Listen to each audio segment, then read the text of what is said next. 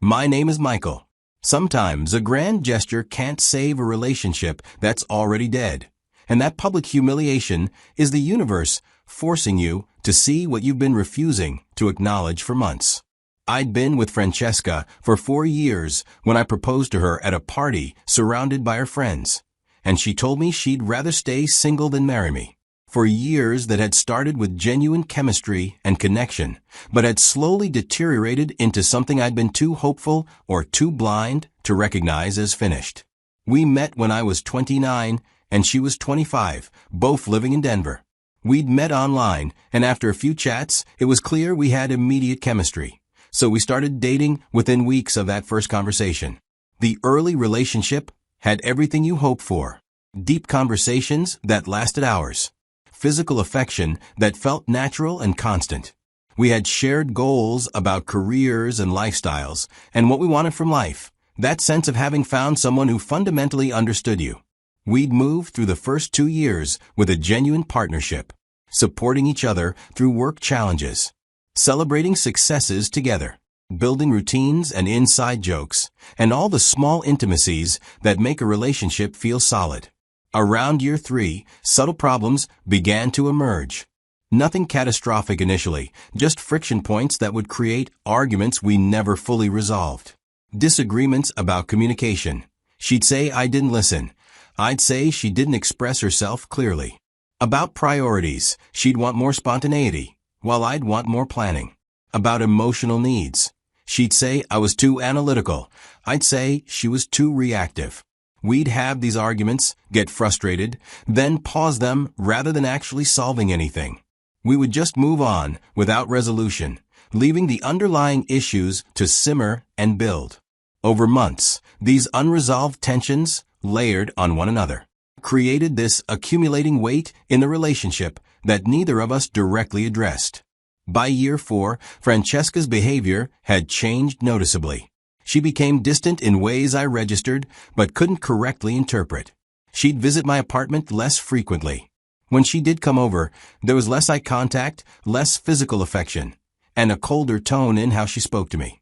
She'd seem mentally elsewhere during conversations, responding to what I said but not really engaging.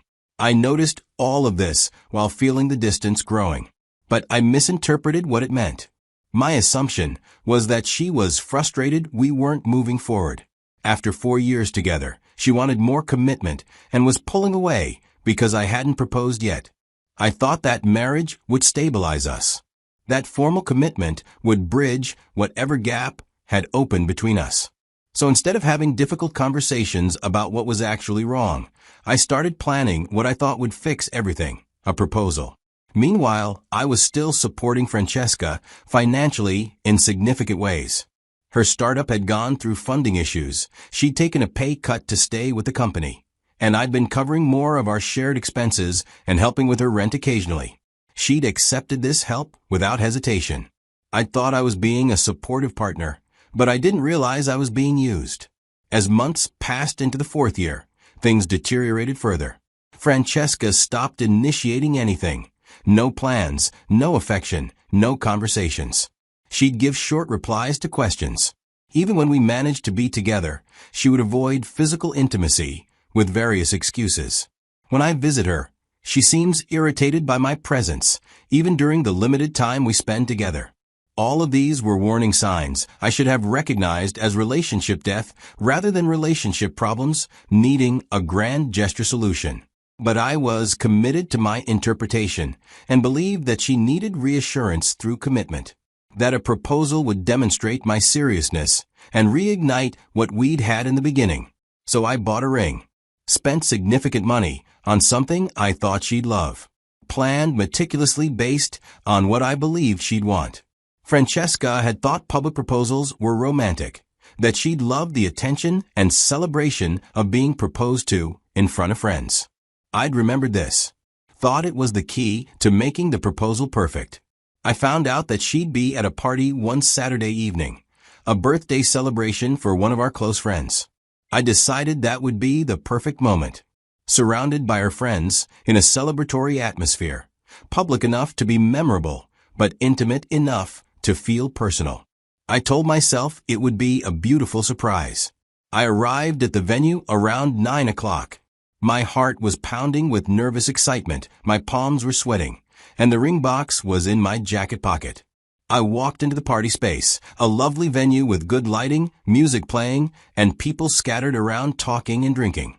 I found Francesca across the room, talking with a group of her friends. She looked gorgeous in a short, tight gown she was wearing. I should have noticed that her happiness existed specifically when I wasn't around. But I didn't.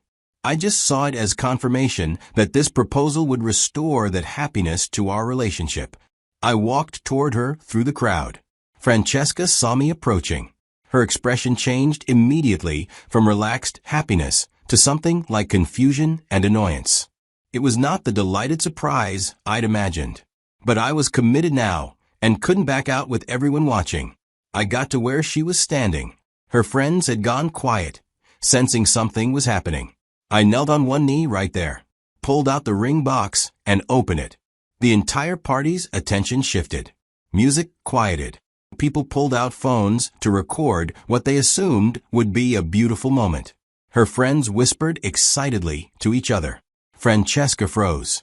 Just stood there staring at me with this expression I couldn't read. I was caught entirely off guard and cornered in the worst possible way. I delivered the proposal, said something heartfelt about our 4 years together, about how much she meant to me, and about wanting to build a future together. While I was nervous and emotional, I was sincere, believed genuinely that I was saving our relationship, that this moment would be the turning point that brought us back together.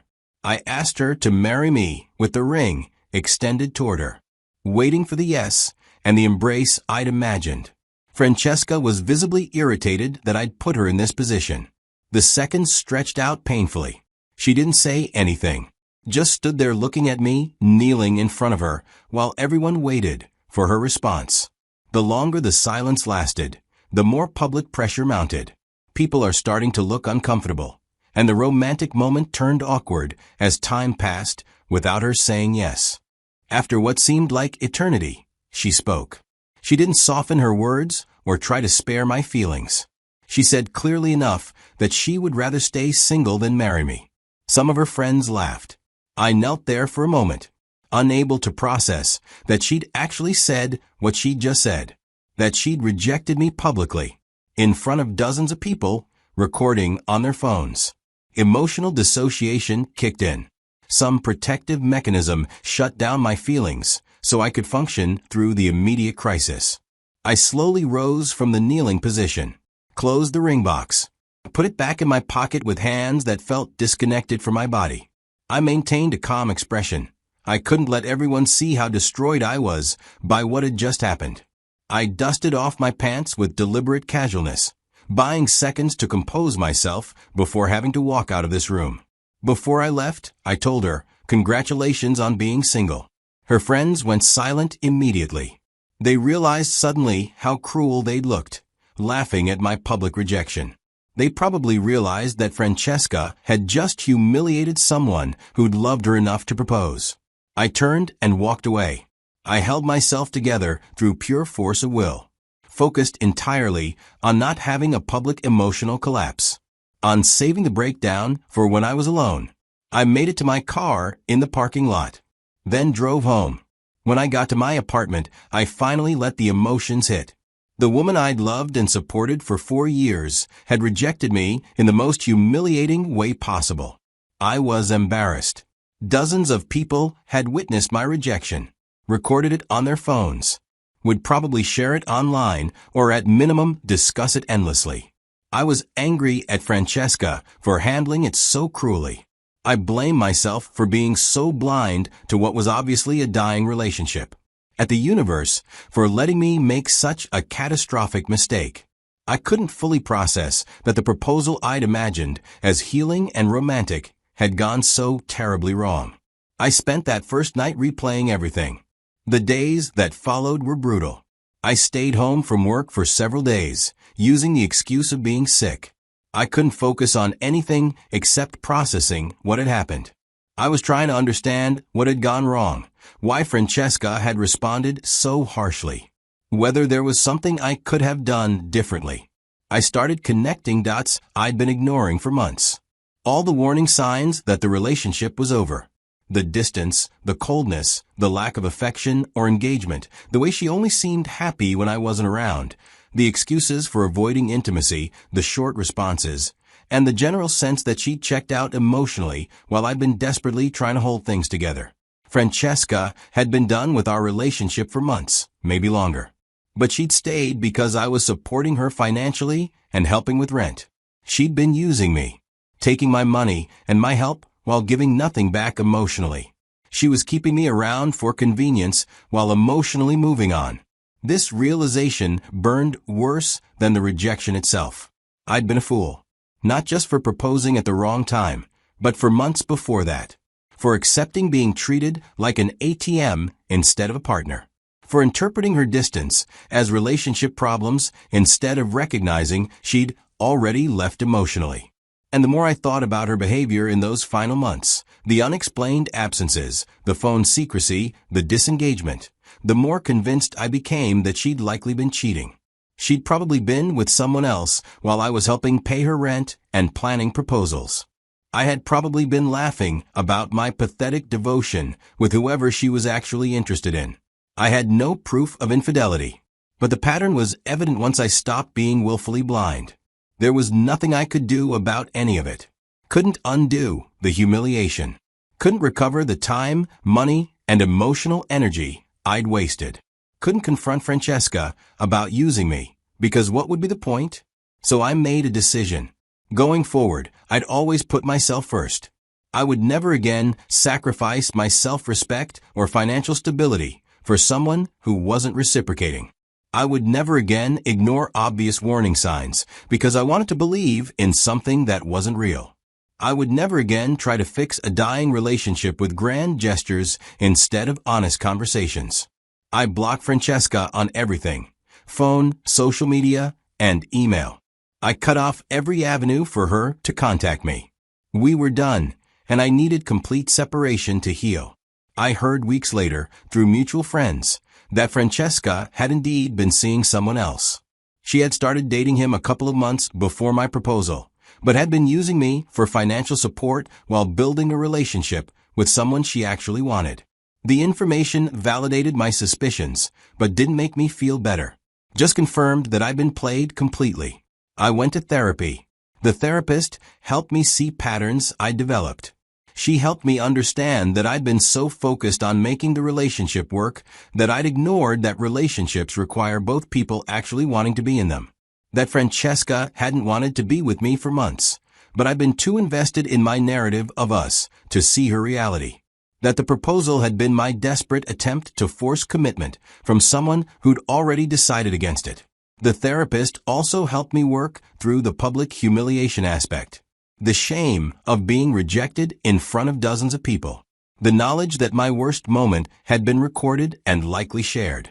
She pointed out that while the situation was humiliating, it had also given me undeniable clarity. That the public nature of her rejection, as brutal as it was, had at least been honest, and had saved me from the worst fate of building a marriage on a foundation of resentment and obligation. This perspective helped somewhat. Didn't erase the pain, but reframed it as a harsh gift rather than pure catastrophe. Looking back now, about 2 years since I knelt in front of Francesca at that party, I understand everything more clearly. I learned that grand gestures can't save relationships that are already dead. That a proposal won't fix communication problems or bridge emotional distance, or restore a connection that's gone. I learned that financial support should never be one-sided in a relationship. That if someone is taking your money but not giving emotional reciprocity, you're being used, regardless of what you want to believe about the relationship. I learned that distance, coldness, and disengagement are signs of a relationship ending. Not problems to be solved, but the actual death happening in real time.